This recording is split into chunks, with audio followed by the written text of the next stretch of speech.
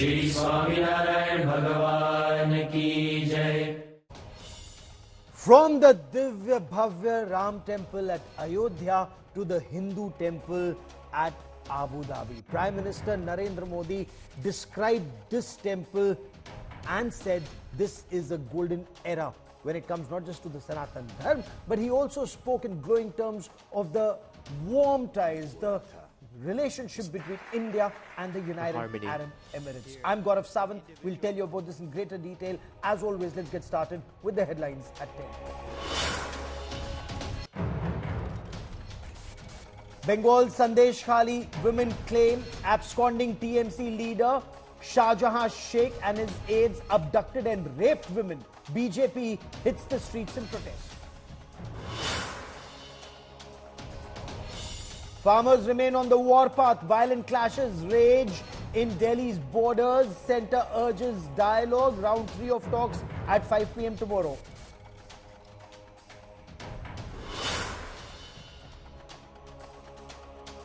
Five-time Lok Sabha MP Sonia Gandhi takes the Rajya Sabha route, files nomination from Rajasthan.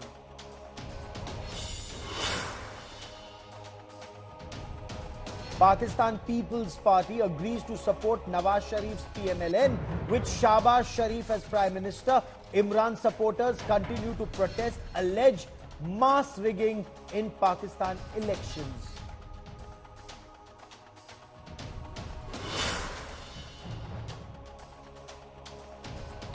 It's a new chapter in human history. Prime Minister Narendra Modi spoke in glowing terms of India's warm relationship with the United Arab Emirates. He specifically mentioned his brother, the President of UAE, Mohammed bin Zayed Al Nahyan, His Royal Highness. The Prime Minister inaugurated the BAPS Swaminarayan Temple. He hailed the India-UAE Dosti, thanked the President. He also recalled his visit to the UAE in 2015 when he proposed the idea of this Hindu temple. Listen in to Prime Minister Narendra Modi talking about the golden era for Sanatan Dharma. आज United Arab अमीरात की धरती ने मानवीय इतिहास का एक नया स्वर्णिम अध्याय लिखा है।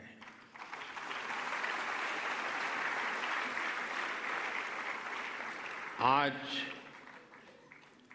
अबू धाबी में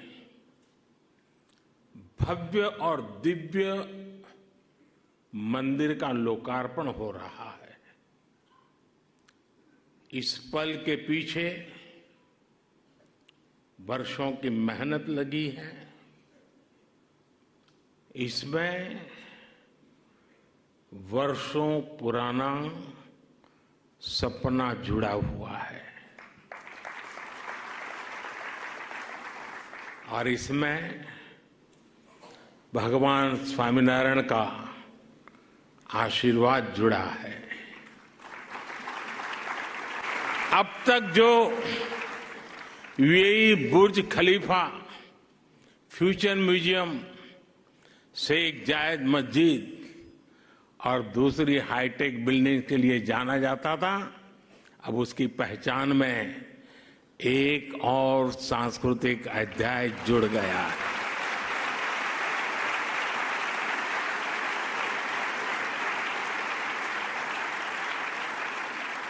मुझे विश्वास है कि आने वाले समय में यहां बड़ी संख्या में श्रद्धालु आएंगे। इससे यूएई आने वाले लोगों की संख्या भी बढ़ेगी और पीपल टू पीपल कनेक्ट भी बढ़ेगा। मैं पूरे भारत और विश्व भर में रहने वाले करोड़ों भारतवासियों की ओर से president his highness Sheikh Mohammed को और यूएई सरकार को बहुत बहुत धन्यवाद देता हूं। इस मंदिर ने हमारे प्राचीन रिश्तों में नई सांस्कृतिक ऊर्जा भर दी है। साथियों, अबू धाबी का ये विशाल मंदिर केवल एक उपासना स्थली नहीं है, ये मानवता की सांझी विरासत का शेयर्ड हेरिटेज का प्रतीक है।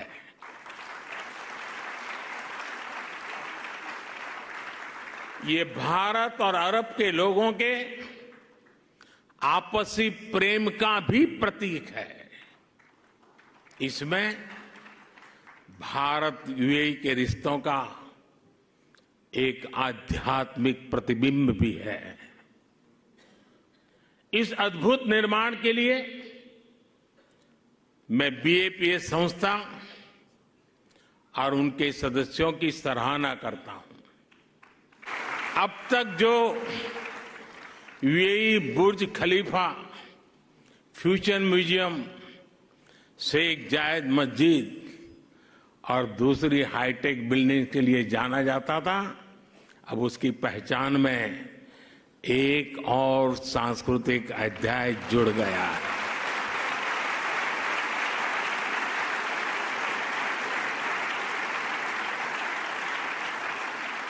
मुझे विश्वास है कि आने वाले समय में यहां बड़ी संख्या में श्रद्धालु आएंगे।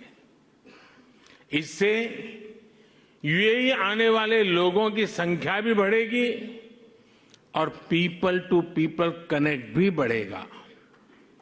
मैं पूरे भारत और विश्व भर में रहने वाले करोड़ों भारतवासियों की ओर से president his highness Sheikh Mohammed को और यूएई सरकार को बहुत बहुत धन्यवाद देता हूं।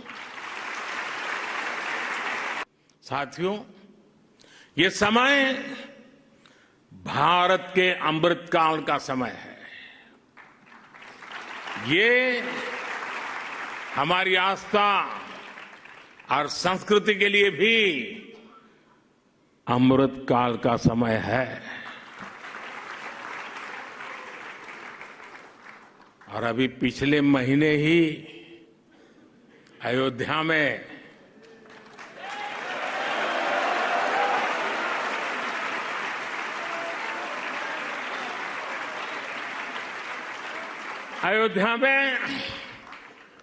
भव्य राम मंदिर का सदियों पुराना सपना पूरा हुआ है। रामलला अपने भवन में विराजमान हुए हैं। पूरा भारत और हर भारतीय उस प्रेम में, उस भाव में अभी तक डूबा हुआ है। ये दर्शन भारत की मूल चेतना का हिस्सा है। इसलिए हम स्वभाव से ही न केवल सबको स्वीकार करते हैं, बल्कि सबका स्वागत भी करते हैं। हमें विविधता में बैर नहीं दिखता, हमें विविधता ही विशेषता लगती है। आज वैश्विक संघर्षों और चुनौतियों के सामने ये विचार हमें एक विश्वास देता है। मानवता में हमारे विश्वास को मजबूत करता है। इस मंदिर में आपको पग पग पर विविधता में विश्वास की ये झलक दिखेगी।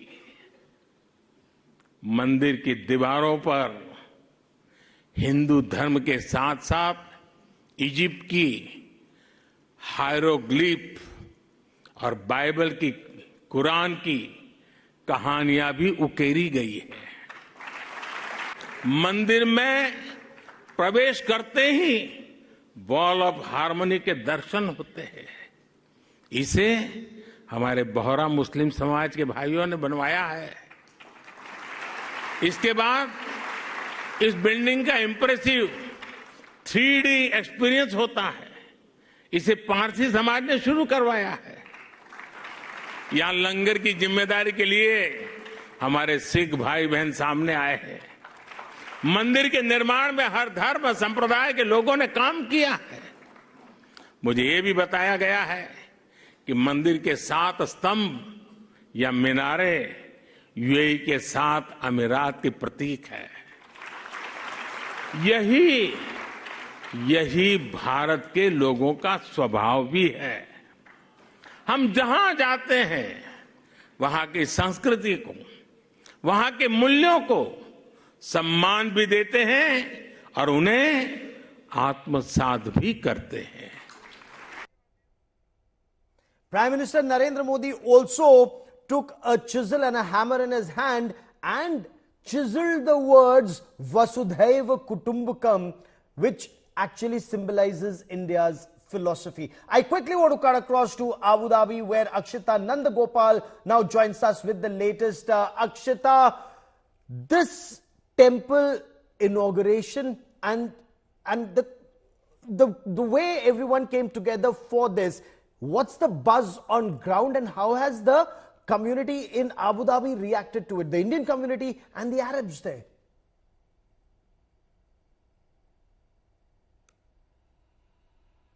Well, in the UAE, what I found very, very interesting here, Gaurav, is that the moment the doors opened for darshan, there were many of us from the media who were there to kind of show what the temple looks like on the inside. There were a lucky few volunteers who managed to go in as well, to be the first few to get that darshan.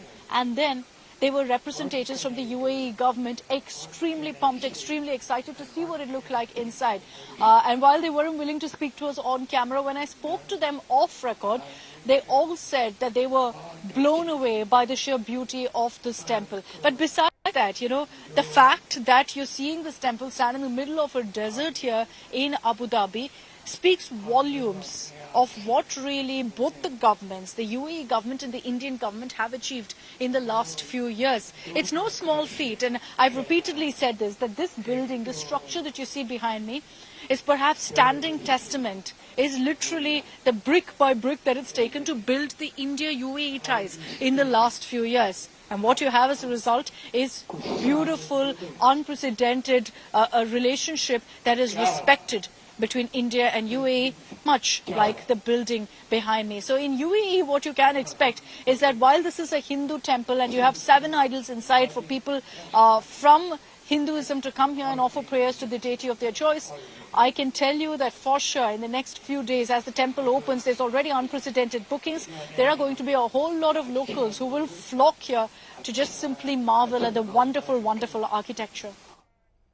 Well, 3.5 million Indian diaspora in the United Arab Emirates, and there would be a lot of curiosity. They've seen it on television. They'd want to see it on ground. We're also told when we talk about this Modi Middle East Dosti, a large number of foreigners also want to visit this place. Prime Minister Narendra Modi offered prayers inside the Swaminarayan temple. He participated in the first Aarti at the temple. The Aarti, incidentally, was conducted simultaneously across 1,500 BAPS temples across the world.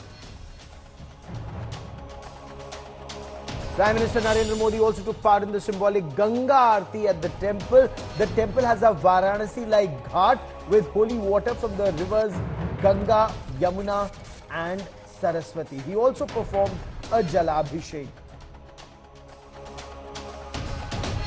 The Prime Minister picked up a chisel and a hammer.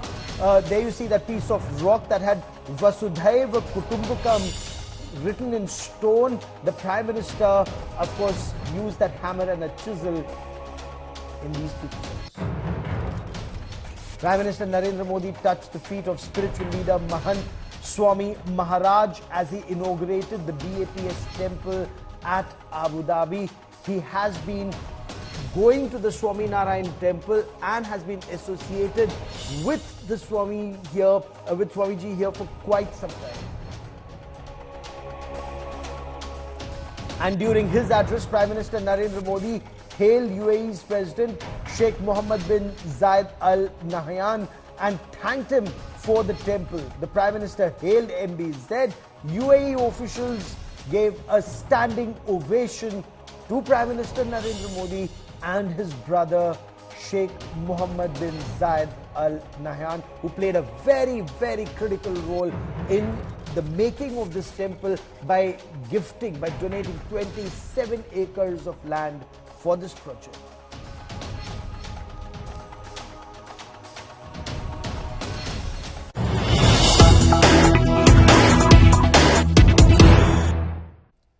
So UAE was part one of Prime Minister Narendra Modi's two-nation visit. Now he heads to Qatar after the temple inauguration. Prime Minister Narendra Modi's Qatar visit is also extremely significant, extremely crucial. This is happening right after 8 former Indian Navy personnel who were held for the past 18 years and sentenced to death for alleged espionage in Qatar. They were released after the Prime Minister's personal intervention. 7 of them have returned to India. The 8th is expected soon. Prime Minister Narendra Modi will interact with the leadership in Qatar, will personally be thanking the Emir of Qatar, because we're told it's the personal intervention and the conversation that happened between the Prime Minister of India and the Emir of Qatar that brought about this intervention and their release and pardon. The Prime Minister's visit is also aimed at deepening bilateral relationship between India and Qatar. Now, Prime Minister Narendra Modi's visit to Qatar assumes significance because Qatar has just released the 8 former Indian Navy personnel who were held allegedly on charges of espionage and sentenced to death. They were kept in solitary confinement. There were 8 of them. Now, this situation was extremely grim because their families back home had absolutely no idea. The charges were not declared. As the 7 of those 8 returned to India, I caught up with Commander Sanjiv Gupta and his wife Rekha Gupta. They recalled those past 18 months, and both of them thanked Prime Minister Narendra Modi, the External Affairs Minister Dr. S. Jaishankar, and India's ambassador to Qatar, Vipul, and the entire diplomatic team that worked against all odds to ensure that the Navy personnel, the former Indian Navy personnel, were released. Listen in.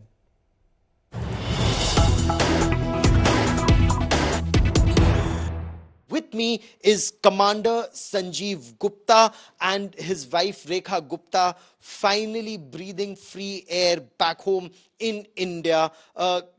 Commander Gupta, many congratulations, you're back home. Did you think this day would be possible? Yes, we were very sure from the day one that we would be out. Indian government won't let us remain there. So we were very sure about it. You were sure that you will come back one day, even though you were in a solitary confinement, even though you'd actually been sentenced to death? We were in solitary confinement, but only after 30 days we realized that what is happening, why, we are inside. But after 30 days we knew that Indian government would take us out. Were you this confident, ma'am, Rekha Gupta, Commander Gupta's wife, also with us? He was in solitary confinement, but these 18 months would have been torture even for you? I was equally in pain as he was, but I had a confidence in my Indian government, and plus Modi ji hai to mumkin hai, and they had given all the assurance to us that don't worry. They were very supportive all this time while. So I did not have iota of doubt that they are not going to come back due to our Indian government and Modi ji and our Honorable EM and plus Ambassador of India to Qatar, Mr. Vipul. Yeah. So you were working for this company called Dehra Group in Qatar, and you'd been working there for quite some time. What happened? Suddenly you were taken into custody. Did you know why were you taken into custody? No, we were not. We had no idea when we were taken in as why we are being taken in. We had no idea. It's been 4 years plus we were working in that company and in Qatar. So one day the police suddenly landed up, picked you up, and you were taken into solitary confinement Yes. and kept there. Yes. And then? And thereafter, I mean, everyone is aware that there was a court case and we used to go in the court and come back. I mean, that's what. There was a case against us. So do you get to hear the details of the case? What were the charges against you? What were you being, charged with? No, actually, we had no idea as why we have come in. I mean, all this guessing and all, which was hearsay, which we were hearing, but formally we were not told as what is the charges. Ma'am, what about you?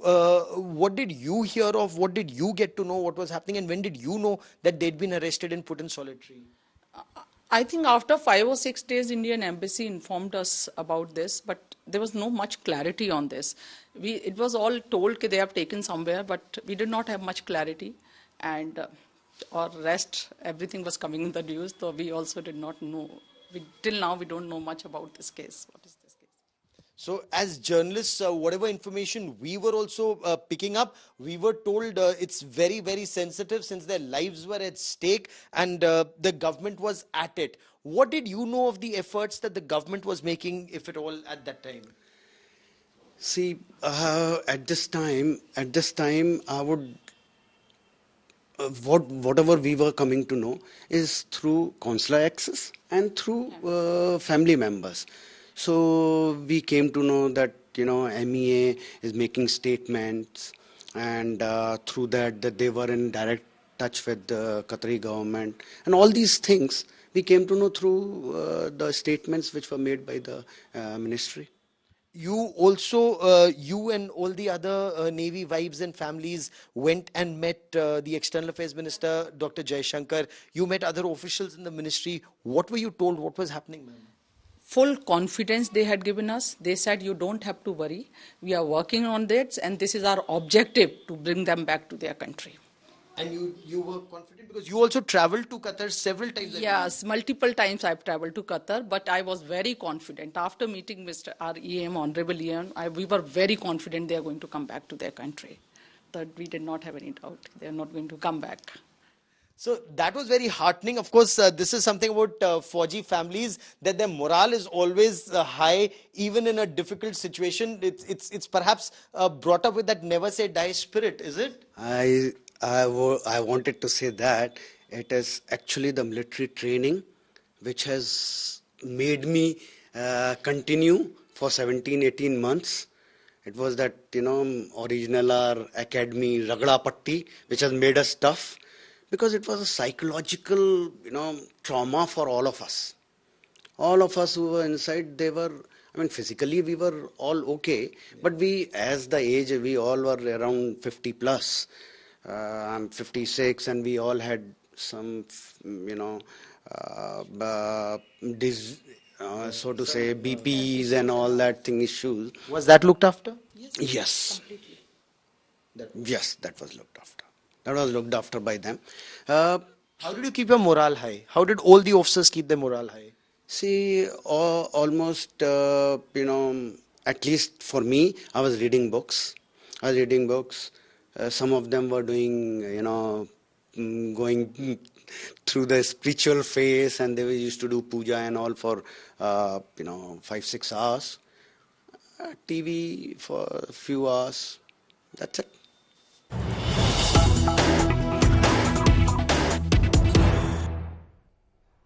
So the former Indian Navy personnel also thanked Sheikh Tamim bin Hamad Al Thani for his personal interaction after Prime Minister Narendra Modi spoke to him. 7 of the 8 are back now. The 8th one, we are told, he's free and should be back soon. We'll be tracking that story very, very closely.